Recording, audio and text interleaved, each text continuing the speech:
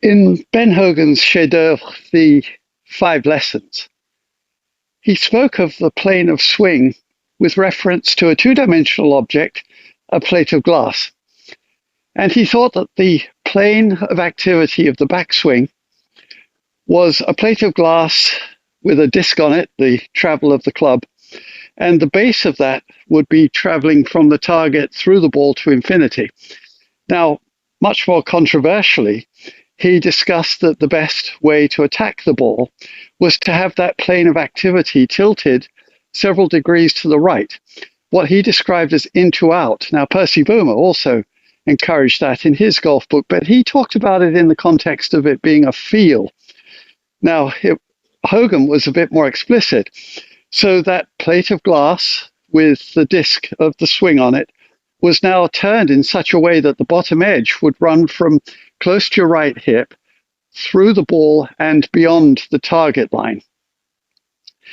This two-dimensional approach needs some modification to actually apply to the realities of a golf swing, which is obviously a three-dimensional move. So time for a conversation in the pub. Ben Hogan's assertion that the swing is in to out, which was similar to one from Percy Boomer saying that it's in to out, but it's a feeling. He didn't expressly suggest that it was a mechanical imperative. Complicated by the fact that that's a two-dimensional conversation. Essentially, we're talking about that plate of glass, think of it two-dimensional, traveling to the right of the target through the ball. Now, the way it's interpreted is a problem because people think that the arms and club should swing straight through the ball to the right of the target. That two-dimensional attack is not how the force is applied mechanically in golf. Now, it's bolstered by the just implicit presumption that our job with this flat surface, hitting a ball toward a target up in the air, is to drive the ball up a ramp, keeping the club face looking at the target. There's an additional problem with that because that means if you keep the club looking at the target, that you're actually rotating the arms and the club to the right, making it weaker and less able to resist the impact with the ball, possibly the ground, and repel the ball in an efficient way.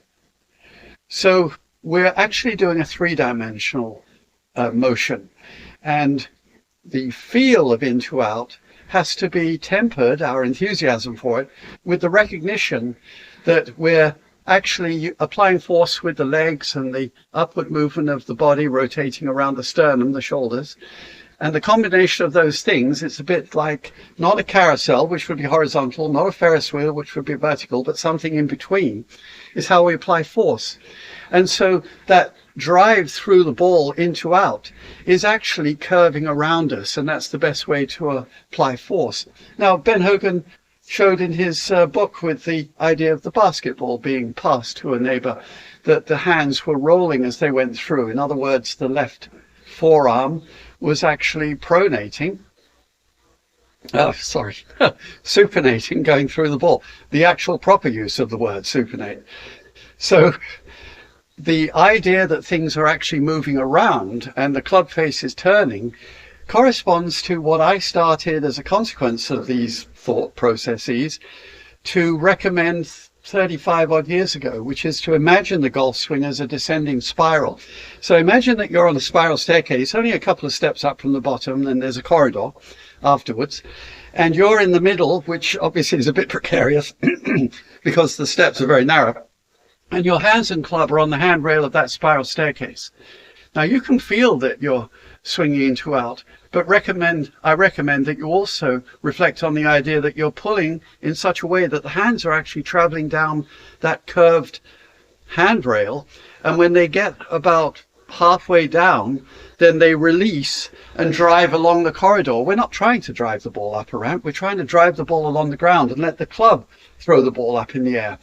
And of course, Hogan had his flexion of the left wrist, as he called it, the supination, that would stop from wasting all of this power early and offer the edge of the club to the ball and miss hit.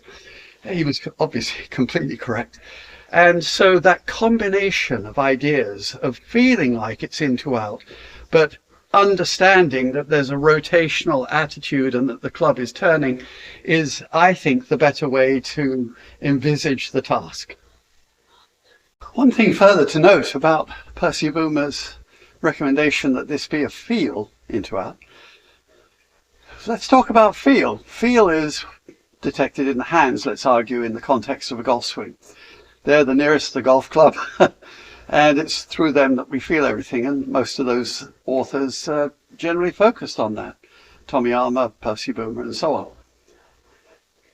The time that it takes a signal to get from the nerves which are feeling the feel to the brain and get actually processed into usable information at 20 miles an hour, which is the speed that a decent golfer is moving his hands, means that the hands will have moved 2 or 3 feet before you get the signal. And so what you're feeling is 2 or 3 feet late. If you feel that you're swinging into out, that may be true, but it's what happened 2 or 3 feet earlier than where you're actually feeling it. And so that bolsters what I hope bolsters my recommendation that you add in the concept and act on it in your preparation for a golf swing. The idea that there is a rotational component here where the left side and the left arm and therefore the club and all the force is being pulled in this fashion in a 3-dimensional motion. So remember that you're feeling something 3 feet late.